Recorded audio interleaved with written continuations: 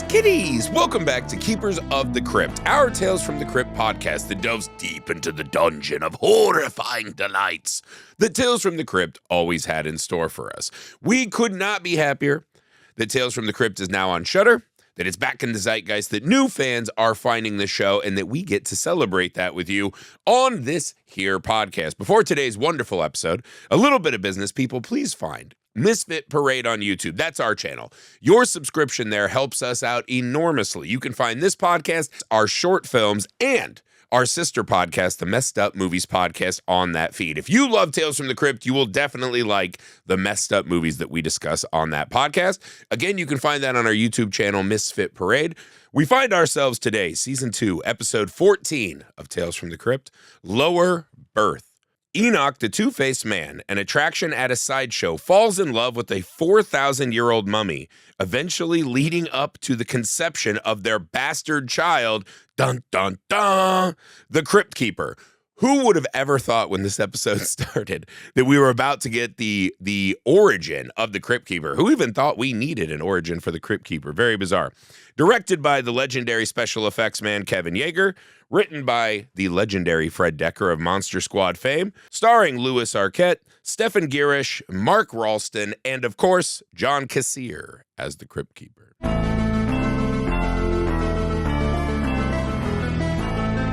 Kind of also another meta episode, right? Lower Berth. Yeah, two meta episodes back to back. Yeah. So would you like to take this one? The Tales from the Crypt cinematic universe expand. Yeah, right? So this one is directed by Kevin Yeager, which, interestingly, doesn't appear to actually be a director. He's more of a makeup artist or works like in the special effects department. Very famous in the of a lot of movies.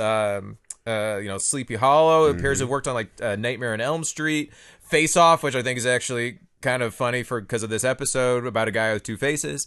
Not at the same time, though. Right, not at the same time. One face at a time, yeah. But yeah, so yeah, it's kind of interesting that this was the one and only director job that this guy had. And it's actually not a bad episode. No, this episode kind of hits all the things I like about Tales from the Crypt, right?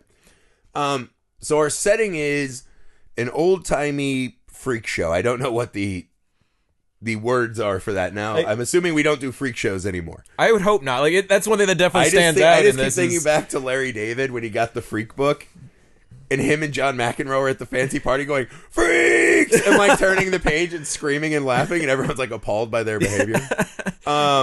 Yeah, it is interesting. I always loved this circus sideshow freak, like Nightmare Alley, Todd Browning's Freaks, obviously, like one of the classic horror movies. I enjoy these as movies, and at the same time, and always taken aback that this was something that actually existed in our history, that people with severe medical issues were just put in cages while people paid to see them. I mean, I hate to break it to you, now they're just on TikTok and Instagram. Well, at least they're the ones that are their own directors and making profits. No, they're not. What? What are you talking about? I have so many Instagrams where people will send me one, and it's someone who's morbidly obese, right?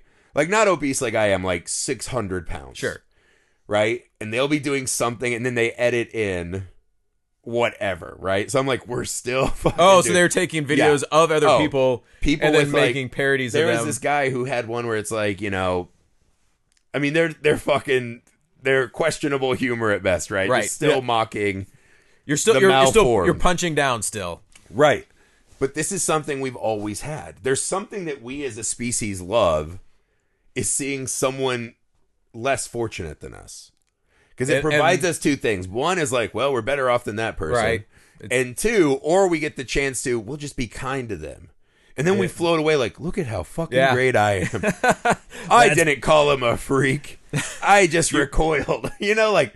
Or you're the little girl that gave him a doll. Yeah, I don't want to disparage people without knowing. I think this is a species-wide problem. Yeah. It is obviously something that is somehow ingrained into us, like you said. Like, this went on for probably like at least 100 years. Oh, dude. This type of... I've been to stuff similar to this right? Oh, not, yeah, this not like probably a full-on like carnival freak show like this, but I've seen stuff like this when I was younger. Yeah, I bet this stuff was probably still happening in the 80s when we were kids. I bet there were still like carnival quote unquote freak shows that they would call right. them. Well, like it's more like that '90s X-Files, right, where they did the like the geek who eats shit. Like I've seen something like that in real life, right? But yeah, I mean, dude, this was a common thing. These things were money generators, right? You work on a farm, you don't see humans more than like maybe once a week at church. And all of a sudden, it's like, come look at this fucking 600-pound lady cackle in your face. Like, oh, my God. Yeah. Right? Come look at these tiny people, right? In their tiny living rooms. Yeah. Like, holy shit. Right? Like, you have to remember, this was before radio, internet. True. You know what I mean? TV. That is true. Maybe you had newspapers, maybe not. Maybe you went to school, maybe not. You probably didn't have even a handful of books. Yeah, that's what I mean. And even if you had them, who could read them? Right. Like imagine your dad's like, oh, I got War and Peace, but I don't like know what this word means. Right. No one in the family like, what do we think this word means? I don't, that changed the whole context. And so this we set in this sideshow, right? We follow this two-faced man. They never say how old he is. He's obviously procreation age. Well, right, yeah. But he's dying. We don't know of what. Probably something to do with his condition, right? So he's the two-faced man, Enoch, right? Yeah. He's got these two faces. The makeup's really fun in this one. Essentially, for those who haven't seen the episodes, he's essentially a conjoined twin, where the other twin is just part of his face. Just a face. Yeah, just a face. It's like Eric one single Stoltz sentience. Mask times 2. Yeah, that's with probably two the way to mask put it. face. Right, yeah. Just because, just like... I mean, yeah, because like this episode, the special effects stand out, for sure. Like I thought the makeup was really fun. The makeup was really realistic, actually. Yeah. Like you would believe this guy had this physical deformity. Yeah. In real life. It doesn't look fake at all. It's kind of sad 'cause when we first meet him, right? He's like out trying to like look at people. He sees a man in a suit. So you're getting a little of that Elephant Man thing, right? That like yearning to be free, yearning to walk amongst a crowd. The right? Quasimodo. Yeah, right? He wants to just go out there and just walk amongst the carnival. Yeah. The guy's whipping him back in the cage, right? Kind of smacking him around. It's his dad, too, right? Like, this is his father that's just, like, beating the shit out of him. It's fucking brutal because he's getting a cut on it. Right. Yeah, he's just using... And then when they open the curtain, you see him in this cage, right? Dehumanized. Yep. Right. Everyone's recoiling, turning their nose up, or they're laughing like, fucking look at him. Yep. And it's fucking brutal. Right, and they do a good job of like showing that this guy's actually got like a really kind, gentle soul. Right. But yeah, just has this anyone, physical malady. just imagine you're fucking beaten, thrown in a cage by your dad, and people just show up to recoil and or mock you. Right, and he's still like not a vicious character despite all that. There's no... Well, there's no end. Well, he's defensive. He's not. Yeah, we get there at the end. Yeah, there's a line cross. But yeah, so essentially, this is going on. We find out he's dying, and the father needs a new attraction. Right, the head carnival guy's like giving him shit. There's this slick gambling doctor. Right, this is who comes the from one St. Louis and is willing to sell him a mummy. With knockoff jewelry that he won in a shady card game, like he's Lando Calrissian. Right, like what the? I'm like, what fucking card game was this guy at that like a sarcophagus was on the table? Yeah. Like, and you took that bet. And the guy's like, "Don't shit a shitter," and he's like, "Well, it's not a perfectly like, there's heat from me having this corpse." And he goes, "That makes perfect sense." Right. But they do start making a bunch of money, right? So Myrna is this female mummy who's still in like seemingly very good condition. Yeah. Right? Who's put on display across from Enoch. And this is where our story takes our turn, right? Is that looking at Myrna, Enoch becomes infatuated. He's fallen in love with her. Every time the curtain opens, right, these great shots of like his face like taking her in. Yep.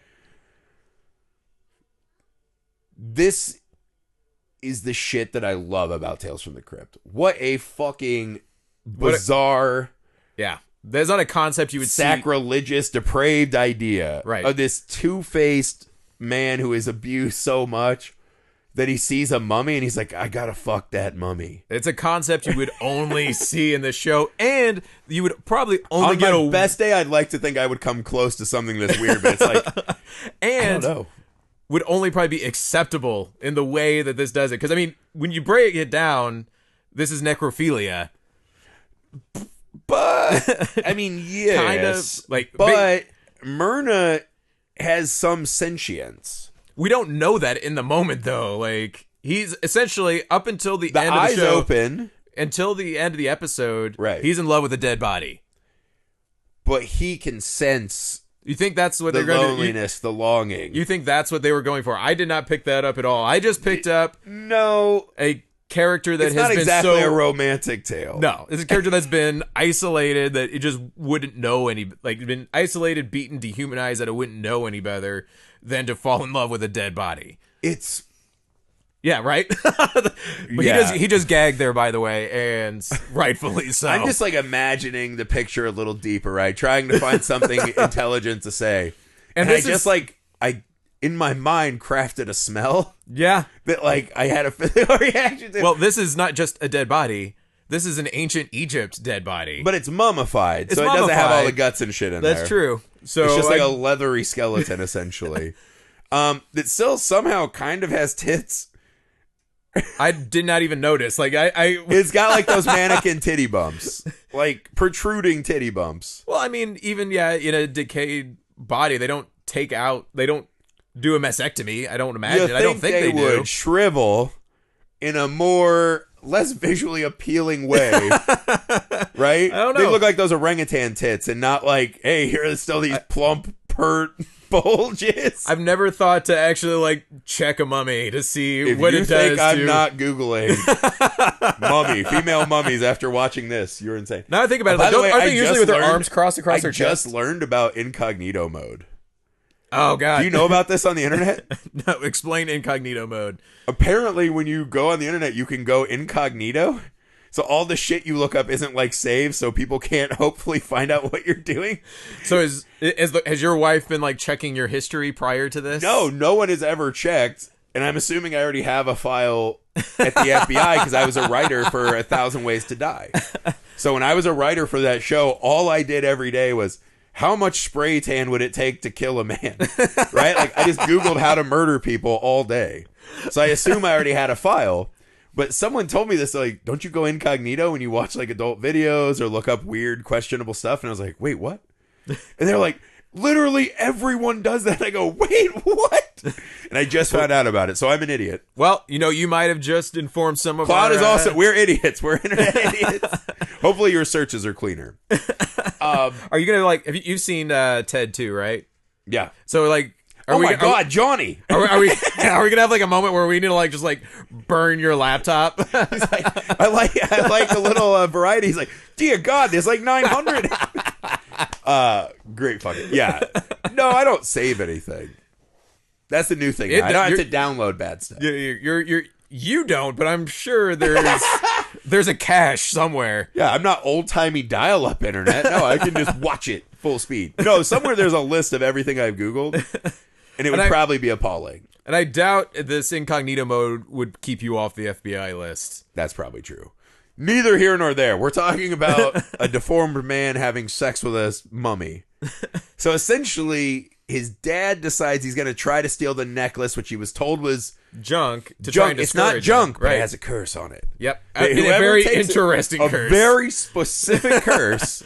Because apparently the mummy knows that only men will steal the necklace. That if you do it, you're going to get castrated. Right. Yeah, because supposedly, because this was actually a 16-year-old girl who was killed because she refused the advances of a pharaoh, I'm guessing. I did not pick that part up. So that's why that the person who would take it would be castrated, which I'm assuming she just thought that all men... would be the only people who would steal it, so therefore, but that's a way to get around the curse. Or it's an ancient cursed object that lures them. Like maybe that's what's drawing Enoch. Maybe, yeah. You know? But he leaves the necklace, so he doesn't get castrated.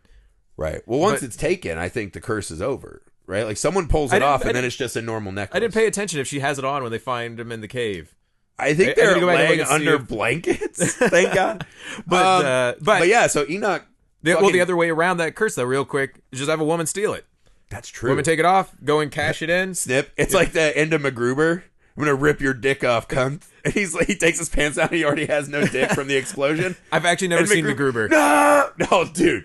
MacGruber is the most undervalued comedy of all time. All right. I mean, it's fucking like painful laugh funny. That good. Oh my God. Like, all right. One of the funniest movies ever made. From the previews, I was just like, I'll pass. The MacGruber sketches on SNL are like, okay. Yeah. That movie is fucking hilarious. All right. I'll give it a shot. When you watch it, text me as soon as you see him and his wife in the cemetery.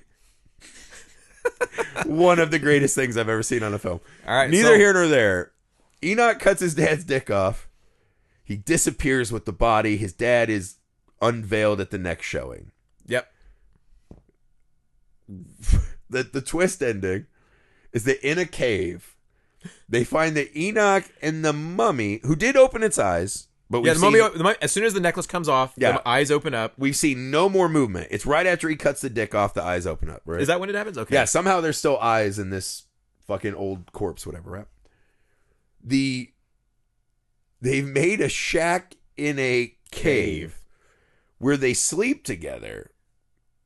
But the interesting part, because everyone just, like, the guys walk in like Chris Farley, dear God, and they just walk out. Real quick before we get to that interesting thing, like, one thing that I was like, what the fuck did they smell? Because they're not rotting bodies. They're not dead.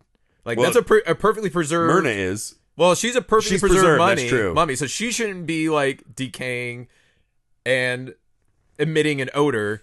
We don't know if he died or not. That's true. He might have... he could have died in the cave because he was dying. You're actually right. He said he was dying, so he's probably dead at this moment. Yeah, which is where that smell probably comes from. Now imagine the two parents, as we find out, are dead. So one, he banged this mummy, somehow got it pregnant through magical means. I don't know if it was necessarily magical. The mummy got... Well, I mean, actually, she would have lost her uterus. I'll tell you what they rip out of a female that's true. mummy. They would have took her uterus out in the There's no more process. nothing in there. That shit's gone. No womb, no nothing. He knocks the mummy up. The mummy somehow gestates and creates an infant. That infant being the Crypt Keeper, which I thought was a cool touch. It is a cool touch, yeah. Because we see the baby Crypt Keeper. Yep, baby. Which is, they're saying, is just a like, he's not a reanimated corpse. The Crypt Keeper is actually the offspring of a mummy and a sideshow, a conjoined twin. And then you combine those two things, and then you get the Crypt Keeper, which is actually kind of an interesting fucking part. Is at the end he comes in and he's doing his thing, right? But he's crying. Like, oh, mom and dad. He's crying, and then he's laughing. It makes the Crypt Keeper laugh. This manic, terrifying thing. Exactly. Yeah. Because at the end he's like, "We never had a chance to play," and he starts laughing. Right. Yeah. And you're like, "Holy shit!" Yeah. So that's what this is a dark, fun episode. Yeah, because right? it definitely makes the Crypt Keeper unstable. Like, yeah, like he's no longer just like this Bugs Bunny. He's like more of a Joker type of character, like a Bugs Bunny from like hell. Yeah, which he always was, but this episode so pins in on the fucking depravity. Because that's the word I would use for this. This is a depraved set of images that we are taking. It is interesting now that we're talking about it. One thing that actually settles in, reflecting on him talking, is like this, and we said like how he's like a Quasimodo-like character. This is actually a Hunchback of Notre Dame spin, because that's what happens at the end of the Hunchback of Notre Dame. Is they find him with the corpse of Esmeralda, and they're both dead. So this has to be whatever a nod, he did to Esmeralda. There was no baby. Jr., There is no baby at the end. There are some rules in that universe still. But I think it is actually an interesting, obvious nod now that I actually talk about it and think about it out loud. But it adds this really fun extra layer to the Crypt Keeper, who still is working his way up to the full Bugs Bunny, the full Freddy's Dead version of himself. Yeah. That this laughter is born out of this fucking tragedy. And maybe that's why he loves these fucking tales of misery so much. Right. Because he was born from it. Yep. Yeah. There is like a real weird extra layer that it adds. And Grandpa gets his just desserts, which is all the more reason why he likes that final laugh. I was just like, holy shit, dude. That it was unsettling. And also props to John Kassir for like going up and down in that range. Like, that's right. Very quickly. So if you're listening, our friend John Kassir, he of Diabetic Brotherhood. Just a great episode. Like just a really strong episode from start to finish that has that extra thing that's kind of has meta value to the show en masse. So I think that's a really fun version of the show. No, yeah, I enjoyed this episode. And again, I always love whenever they do the meta stuff. And Yeah. this is probably one of the best ones. The birth of the Crypt Keeper is such a funny thing that they added in season 2. Yeah, you don't see that coming at all. Like that, there's no way you would ever predict that. No. That's how this episode 0%. That the mummy could make babies. But again, there's a depravity to it, but it's still fun. It is gross, but manageable. And I think it's a great episode. And it's one of the things that makes Tales from the Crypt great because it's the only outlet that could have done this. Like, absolutely. there's no other way to have done this. I agree. All right, that's it for this episode of Tales from the Crypt. I hope you enjoyed it. Make sure to invite one of your friends who also loves horror or Tales from the Crypt. Bring them on so we can have even more fun. We will see you next week with another amazing episode. Bye. Good night, everybody.